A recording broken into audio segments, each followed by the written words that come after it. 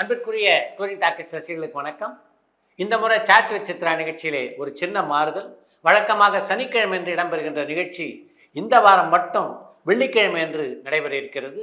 வரும் 14ஆம் தேதி அன்று நடைபெற இருக்கின்ற சாட் வித் சித்ரா நிகழ்ச்சியிலே சிறப்பு விருந்தினராக பிரபல தயாரிப்பாளரும் நடிகருமான பிரவீன் நடராஜன் கலந்து கொள்ள இருக்கிறார். டூரிங் டாக்கீஸ் யூடியூபிலும் சித்ரா லட்சுமணனுடைய முகநூல் பக்கத்திலும் இந்த நிகழ்ச்சி நேரலையிலே ஒளிபரப்பாக இருக்கிறது. இந்த நிகழ்ச்சியிலே பங்கேற்க விரும்புகின்ற டூரிங் டாக்கீஸ் ரசிகர்கள் 9853298535 என்ற எண்ணிலே உங்களுடைய பெயர்களை பதிவு செய்து கொள்ளுங்கள். அப்படி பதிவு செய்தீங்கன்னா தான் எங்களோடு பேசக்கூடிய வாய்ப்பு உங்களுக்கு கிடைக்கும் என்பதை மட்டும் உங்களுக்கு சொல்லிக்கொள்ள விரும்புகிறேன். நன்றி, வணக்கம்.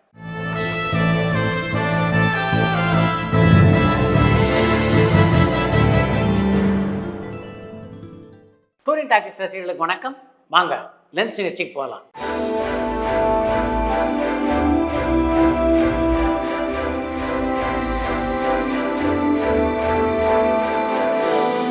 என்னம்மா முதல் கேள்வி? சின்ன வயசுல இருந்தே சினிமால சேரணும் அப்படின்றது தான் டிஆரோட விருப்பமா இருந்ததான்னு திருவள்ளிக்கேணியில இருந்து அசோக் ராஜன் கேட்டிருக்காங்க. பள்ளியில் படிக்கின்ற காலத்திலிருந்தே சினிமா மேலே மிகப்பெரிய ஆசை கொண்டிருந்தவர் தான் டி ராஜேந்தர். அவர் பிஏ படிப்பிலே தங்கப்பதக்கம் வாங்கிய போது நீங்கள் நிச்சயமாக டாக்டர் ஆவீங்க, நீங்கள் நிச்சயமாக இன்ஜினியர் ஆவீங்க என்று பலர் டி ராஜேந்தரை பார்த்து சொன்னார். ஆனால் அப்போ அவங்களுக்கெல்லாம் டி ராஜேந்தர் சொன்ன பதில் என்ன தெரியுமா? நான் சினிமாவிலே சேரப்போகிறேன் என்பது தான்.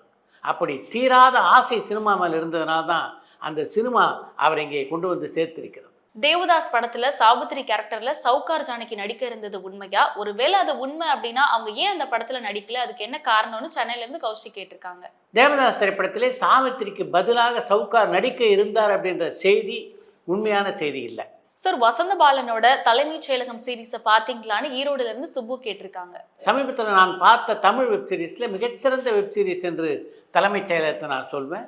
அந்த சீரீஸில் மிக அட்டகாசமாக நடித்திருக்கின்ற முதல் நபர்னா அது ஸ்ரேயா ரெட்டி. தூள் கலைப்பிருக்காங்க அந்த சீரீஸில். அவருக்கு அடுத்த இடத்துல குறிப்பிட்டு சொல்லணும்னா கிஷோரை சொல்ல வேண்டும்.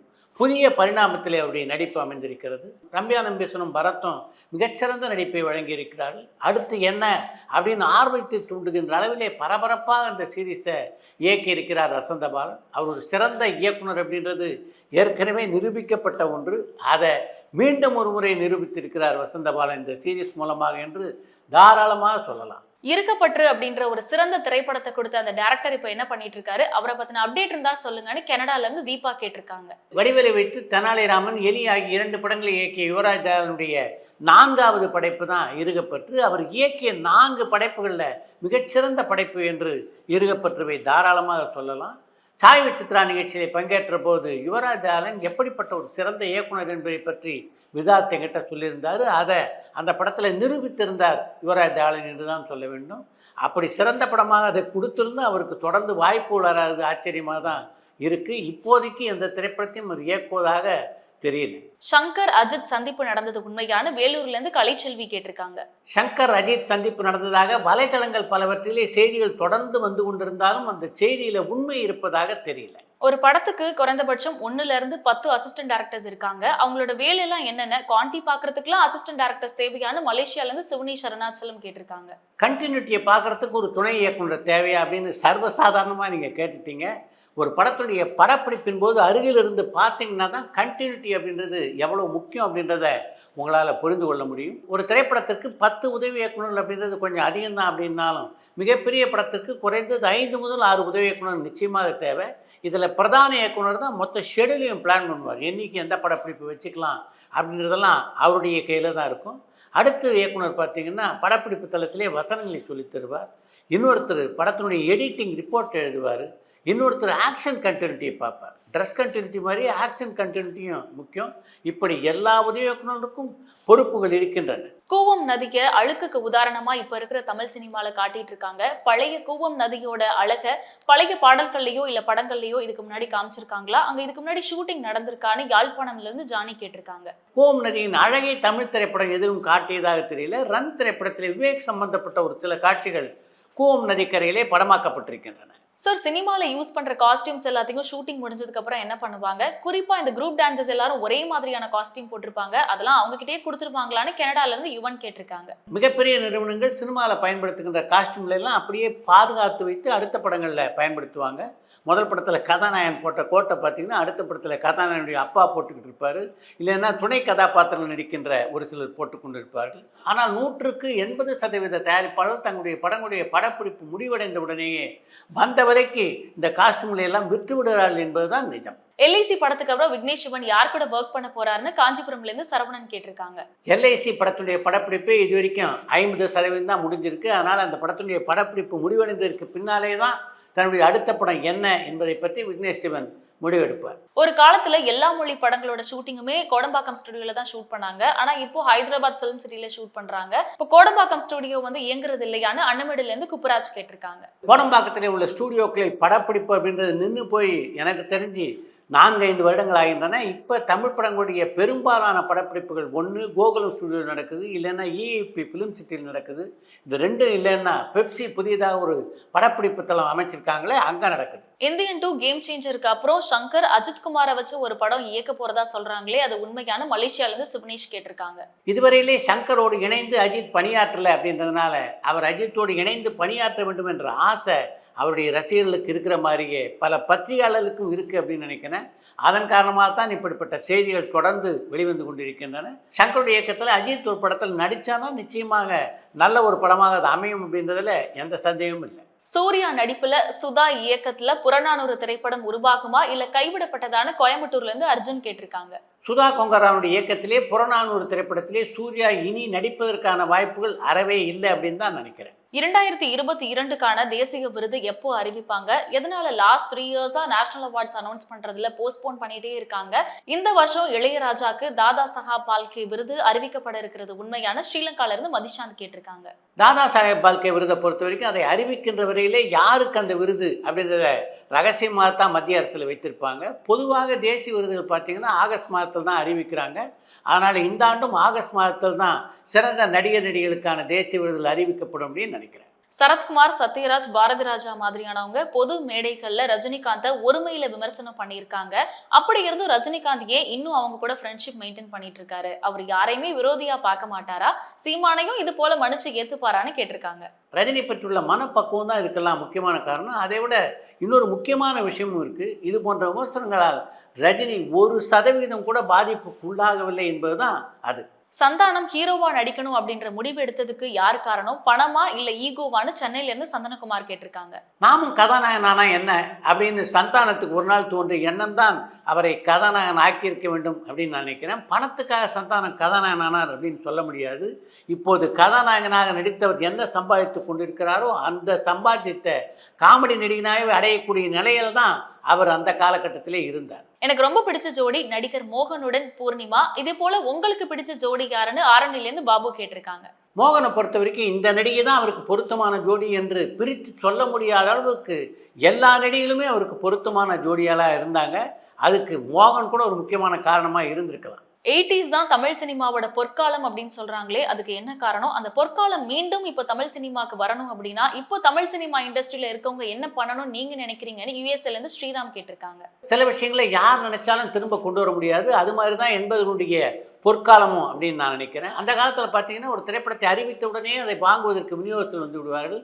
அப்படி அவங்க வாங்கிறதுக்கு பல திரையரங்கு உரிமையாளர்கள் பண ரீதியாக அவர்களுக்கு உதவி செய்வார்கள். இப்படிப்பட்ட ஒரு ஆரோக்கியமான சூழ்நிலை அந்த காலகட்டத்தில் இருந்தது. அதனால் தயாரிப்பாளருடைய பலு இருக்க அது குறைந்தது. இப்போ பார்த்தீங்கன்னா ஒரு திரைப்படத்தை வெளியிடுகின்ற வரையிலே அந்த தயாரிப்பாளர் தான் அந்த படத்துக்காக முழு செலவையும் செய்ய வேண்டிய ஒரு சூழ்நிலை இருக்கிறது.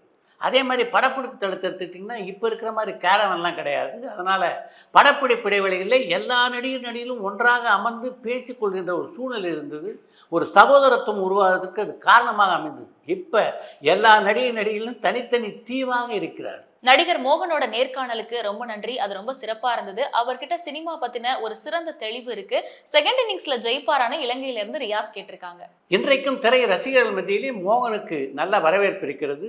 விஜய் கதாநாயகன் நடிக்கின்ற கோட் திரைப்படத்திலே தனக்கு ஒரு நல்ல கதாபாத்திரம் வழங்கப்பட்டிருப்பதாக சாய் சித்ரா நிகழ்ச்சியிலே பங்கேற்ற போது மோகன் என்கிட்ட சொன்னார். அப்படிப்பட்ட நல்ல கதாபாத்திரங்கள் தொடர்ந்து மோகனுக்கு அமையுமானால் 2வது இன்னிங் மட்டும் இல்லை, 3வது இன்னிங்ஸ் 4வது இன்னிங்ஸ் கூட மோகன் வருவதற்கு வாய்ப்புகள் இருக்கின்றன. ஸோ நீங்க ஒரு படத்தை ப்ரொடியூஸ் பண்ணி அந்த படத்துல ஒரு பக்க வில்லன் கேரக்டரை நீங்க பண்ணணும், அந்த படம் வில்லன் கேரக்டருக்கு இம்பார்ட்டன்ஸ் கொடுக்குற ஸ்டோரியா இருக்கணும், இது சாத்தியமான அம்சிக்கரையிலேருந்து பப்பு கேட்டிருக்காங்க.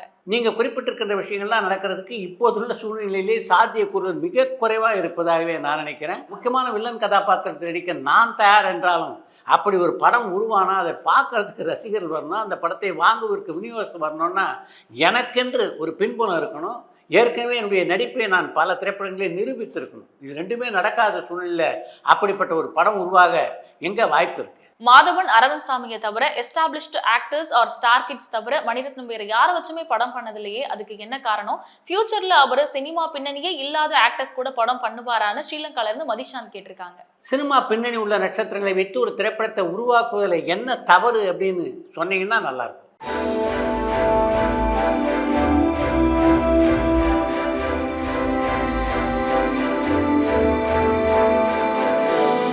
பைரசி அப்படின்றது அந்த காலத்துல விசிடில இருந்து இப்போ ஓடிடி மூலமா அல்ட்ரா ஹெச்டி பிரிண்ட்ஸ் வரைக்கும் இருக்கு. ஆனா இது ஒரு book, PDF, audio cassette, MP3 அளவுக்கு கூட பைரசி இருக்கு. ஆனா 99% ஆஃப் மக்கள் ஏதோ ஒரு பைரசியை தான் யூஸ் பண்றாங்க. இந்த பழக்க வழக்கம் மாற தமிழ்நாட்டுல எந்த வகையான மாற்றம் வரணும்னு நீங்க நினைக்கிறீங்கன்னு பாண்டிச்சேரியில இருந்து பெருந்தமிழன் கேட்டிருக்காங்க. திரைப்படங்கள் கோடிக்கணக்கான செலவிலே உருவாக்கப்படுகிறது அப்படின்ற விஷயம் ஒரு பக்கம் இருந்தாலும் பல ஆயிரம் கலைஞர்கள் இணைந்து பணியாற்றுகின்ற ஒரு படைப்பாக இன்றைக்கு சினிமா இருக்கிறது.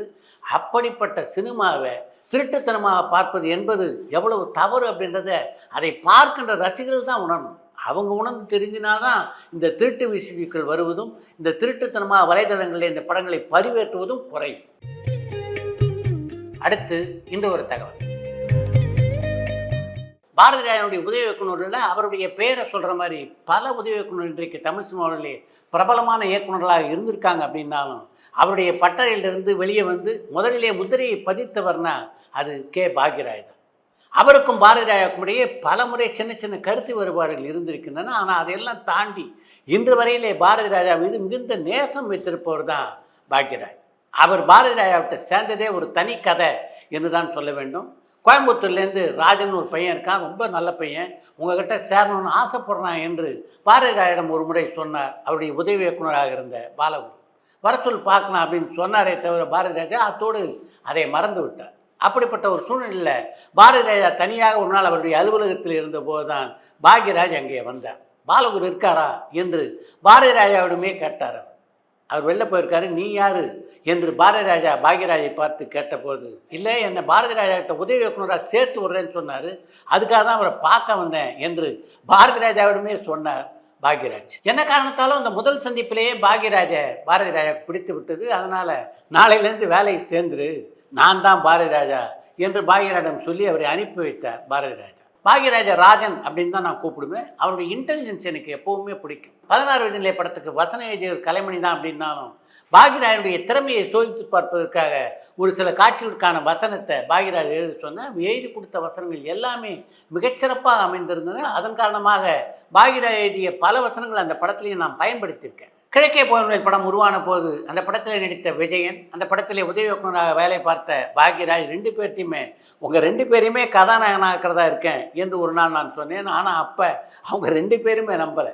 ஆனால் அதுக்கு பின்னாலே காலம் அதை நடத்தி காட்டியது. ஒரு பக்கம் நிறமாறாத பூக்கள் படத்திலே விஜயன் கதாநாயகனானார், இன்னொரு பக்கம் புதிய வார்ப்பு படத்திலே பாக்யராஜ் கதாநாயகனானார். பல மேடைகளிலே நான் பாக்யராஜை விமர்சித்திருக்கிறேன். ஆனாலும் என்னை ஒரு இடத்துல கூட பாக்யராஜ் இதுவரைக்கும் விட்டு கொடுத்ததில்லை.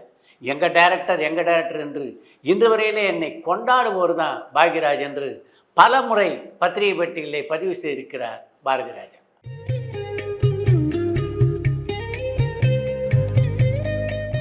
இத்துடன் இன்றைய லஞ்ச் சிகிச்சை நிறைவு பெறுகிறது. மீண்டும் அடுத்த லஞ்ச் சிகிச்சையிலே சந்திப்போம்.